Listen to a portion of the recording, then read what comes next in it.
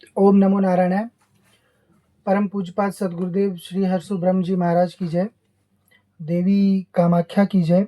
श्री भैरवनाथ की जय। श्री भोलेनाथ की जय। हम आज एक सत्व संप्रदाय के बारे में कुछ जानकारी प्राप्त करेंगे।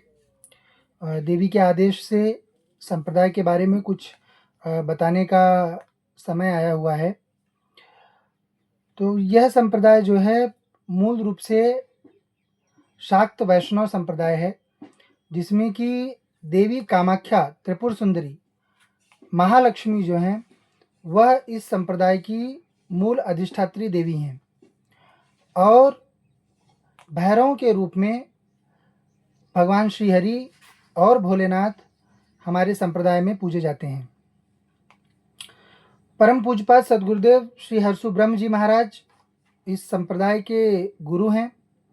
बाबा ही अपने पूर्व अवतारों में आदि शंकर अवतार और उसके पूर्व श्वेतानंद जी, परम पूज्यपाद सदगुरुदेव श्री श्वेतानंद जी महाराज के रूप में बाबा ने ही अवतार लेकर इस संप्रदाय की स्थापना की थी, देवी की साधना का आरंभ किया था और इस संप्रदाय के माध्यम से समस्त त्रिपुर की अधिष्ठात्री देवी ब्रह्मांड स्वरूपा महामाया महात्रिपुर सुंदरी की आराधना जो है वह संप्रदाय में की जाती है और उन्हीं के अधीन सभी साधकों के लिए, सभी सेवकों के लिए, जिस लोक के वह सेवक हैं, शिवलोक के सेवक हों, वैकुंठ लोक के सेवक हों, स्वर्ग लोक के सेवक हों, तिरिया क्षेत्र के सेवक हों, नृसिंह, वराह, शरभ, भैरव इत्यादि समस्त लोकों के जो सेवक हैं, उनको उनके लोक के देवी देवताओं की साधना धाम से कराई जाती है, गद्दी से के माध्यम से कराई जाती है। इस गद्दी पर किसी भी प्रकार का भेद नहीं किया जाता है। न इस गद्दी में वर्ण भेद है, न इस गद्दी में जाति भेद है, न इस गद्दी में लिंग भेद है। यह गद्दी समस्त प्रकार के जीव जो अपना कल्याण करना चाहते हैं, अपने कल्याण के लिए यत्न करना चाहते हैं, अपने कल्याण के लिए देवी को अपना जीवन समर्पित करना चाहते हैं, देवी की साधना करना चाहते हैं, उपासना करना चाहते हैं, ऐसे सभी जीवों के लिए पूर्ण रूप से खुला हुआ है। हमारे संप्रदाय में जो भेद है वह मात्र एक ही भेद है कि एक धार्मिकों का भेद है और एक अधर्मियों का भेद है। अधर्मी हिंदू माता पिता से भी जन्म ले सकते हैं, वह ब्राह्मण वर्ण में भी जन्म ले सकते हैं, वह क्षत्रिय वर्ण में भी जन्म ले सकते हैं, वह वैश्यादि वर्णों में भी जन्म ले सकते हैं। उसमें किसी प्रकार का भेद इस संप्रदाय में, एक सत्व कामाख्या संप्रदाय में स्वीकार नहीं किया जाता है। देवी महामाया स्वतः इस संप्रदाय का सूक्ष्म जगत से जब आवश्यकता हो तो प्रत्यक्ष रूप से माया में आकर संचालन करती है, जैसा उसने आदि शंकर के समय में किया, जैसा वह आज इस समय में भी कर रही है और जैसा वह पूर्व समय में परम पूज्यपाद सदगुरुदेव श्री श्वेतानंद जी महाराज जी के समय में भी कर वेदों का सुधार कर चुकी है। देवी के इस संप्रदाय में जन कल्याण की भावना के साथ साधकों को साधना प्रदान करना, अनेकानेक साधक प्रत्येक गांव, क्षेत्र, देश, काल परिस्थिति में स्थापित करना, वह इस गद्दी का मूल है। तो जो भी साधक जो अब तक साधना करते आए हैं परंतु किसी भी कारण से उनकी साधना फलित नहीं हो पाई, अथवा गुरु का मार्गदर्शन नहीं मिल पाया, अथवा गुरु अनुकूल नहीं थे, अथवा आप अनुकूल नहीं थे गुरु के, आप शक्ति के साधना के अनुकूल नहीं थे, इन सभी किसी भी विधान से यदि जन्म जन्मांतर से साधना का फल नहीं मिल पा रहा हो तो ऐसे सभी बच्चे अवश्य ही धाम की जो पद्धति है उसके अनुसार साधना मार्ग पर जुड़ें। आप धाम का जो सबसे पहले आरंभिक स्थिति में यदि हैं, इसके पहले साधना का कोई भी ज्ञान आपको नहीं, तो पैरानॉर्मल साइंसेस का एक कोर्स जो है धाम में चलाया जाता है, जिसके माध्यम से आप अपनी वृत्ति प्रवृत्ति को देवी के